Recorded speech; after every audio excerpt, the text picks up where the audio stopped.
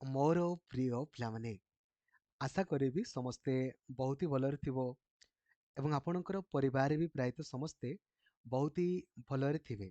Finally ରେଲୱେର group D vacancy ଯାହାକୁ ଆପଣମାନେ ଏତେ ଦିନ ହେଲା ୱେଟ୍ କରିକି ରହିଥିଲେ, ତାର ଫୁଲ୍ ନୋଟିଫିକେସନ୍ ତ ନୁହେଁ, ଇଣ୍ଡିକେଟିଭ୍ ଆଡ଼ଭର୍ଟାଇଜମେଣ୍ଟ ଆପଣଙ୍କର ପବ୍ଲିଶ ହେଇଯାଇଛି।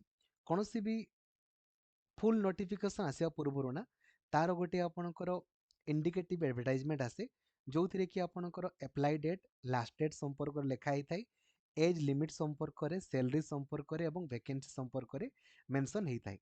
ତ ଆପଣମାନଙ୍କର ପ୍ରଥମ କମେଣ୍ଟ ଏଇଆ ରହିବ, ଦେଖନ୍ତୁ ବୋଥ୍ ପୁଅ ଝିଅ ସମସ୍ତେ ଆପଣଙ୍କର ଆପ୍ଲାଏ ତ କରିପାରିବେ, କିନ୍ତୁ କଣ୍ଡିସନ୍ ହେଉଛି ଆପଣଙ୍କର ଏଇଆ ଯେ ଏଥର ଆପଣଙ୍କର 10th ପୂର୍ବରୁ ସବୁ ରେଲୱେ ଗ୍ରୁପ୍ ଡିରେ କେବଳ 10th ପାସ୍ ମାଗୁଥିଲା। ଏବେ 10th ପାସ୍ ଖାଲି ମାଗୁଛି ନା ତା ସହିତ ITI ଆପଣଙ୍କର ମାଗୁଛି, ଦେନ୍ ତା ପାଇଁ ଟିକେ ୱେଟ୍ କରିବା ପାଇଁ ପଡ଼ିବ। ପୂର୍ବରୁ ଯେତିକି ବି ରେଲୱେ ଭ୍ୟାକେନ୍ସି ବାହାରେ ରେଲୱେ ଗ୍ରୁପ୍ ଡିର ସବୁ ଗୁଡ଼ାରେ, ଗ୍ରୁପ୍ ଡି ମାନେ ଆପଣଙ୍କର 10th ପାସ୍ ହିଁ ଦରକାର। ଠିକ୍ ଅଛି, ତ ସମସ୍ତଙ୍କୁ ଲାଇକ୍ ଆଉ ସେୟାର କରିକି ଜଣାଇଦେବେ, ଯୋଉଦ୍ୱାରା କି ସମସ୍ତେ ଜାଣିପାରିବେ। ଆଉ ଚ୍ୟାନେଲକୁ ଆପଣ ନୂଆ ଅଛନ୍ତି ଦେନ୍ ଏବେ ହିଁ ସବସ୍କ୍ରାଇବ୍ କରିକି ଅଲ୍ ନୋଟିଫିକେସନକୁ ବି ଆପଣ ଅନ୍ କରିଦେବେ। ଯଦି ଆମେ 2019 କଥା ଆମେ କହିବା, ସେହି ସମୟରେ 1 ଲକ୍ଷ ଆପଣଙ୍କର ପାଖାପାଖି ଭ୍ୟାକେନ୍ସି ବାହାରିଥିଲା, ତାଠୁ ଅଧିକ। ତାପରେ ତ ଭ୍ୟାକେନ୍ସି ବାହାରିନି, 2024ରେ ଏବେ ଡାଇରେକ୍ଟଲି ବାହାରିଲା, ସେଟା ବି ଲାଷ୍ଟରେ। ଏବେ ତ ପ୍ରତ୍ୟେକ ବର୍ଷକୁ ବର୍ଷ ଆପଣଙ୍କର ସବୁ ଭ୍ୟାକେନ୍ସି ବାହାରିବ। ଯେମିତି ପୂର୍ବରୁ ଆପଣଙ୍କର ଭ୍ୟାକେନ୍ସି ବାହାରୁଥିଲା, ସେମିତି ପ୍ରତ୍ୟେକ ବର୍ଷକୁ ବର୍ଷ ଏବେ ରେଲୱେର ଭ୍ୟାକେନ୍ସି ଆପଣ ଦେଖିବାକୁ ପାଇବେ ସବୁ ବର୍ଷ। NTPC ଗ୍ରୁପ୍ ଡି, ଦେନ୍ ଆପଣଙ୍କର ଯେଉଁ ରହିଲା RRB, ଆପଣଙ୍କର ଯେଉଁ JEE ପୋଷ୍ଟ ଗୁଡ଼ା ସବୁ ଗୁଡ଼ା ତ ଅନଲାଇନ୍ ଆପ୍ଲାଏ ଆପଣଙ୍କର 23 ଜାନୁଆରୀ ପାଖରୁ ହେବ।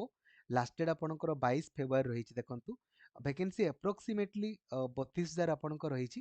ଏଜ୍ ଲିମିଟ୍ 18 ବର୍ଷରୁ ଆପଣଙ୍କର 36 ବର୍ଷ ଭିତରେ ଥିଲେ ଆପ୍ଲାଏ କରିପାରିବେ।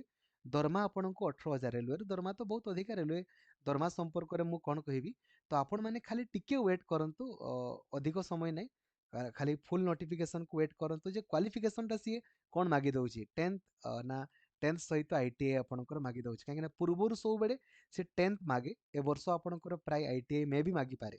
ଠିକ୍ ଅଛି, ଆଉ ଡେଡିକେଟେଡଲି ଆପଣ ପଢ଼ିବା ପାଇଁ ଚାହୁଁଥିଲେ, ଏବେ ହିଁ ପ୍ଲେ ଷ୍ଟୋରକୁ ଯାଇକି ଆପଣ ଲକ୍ଷ୍ମୀଧର ସାର୍ ଅଫିସିଆଲ ଆପ୍ଲିକେସନକୁ ଇନଷ୍ଟଲ୍ କରିଦିଅନ୍ତୁ, ଯୋଉଦ୍ୱାରା କି ଆପଣ ଡେଡିକେଟେଡଲି ପଢ଼ିପାରିବେ। ଥ୍ୟାଙ୍କ ୟୁ, ଜୟ ଜଗନ୍ନାଥ, ଧନ୍ୟବାଦ।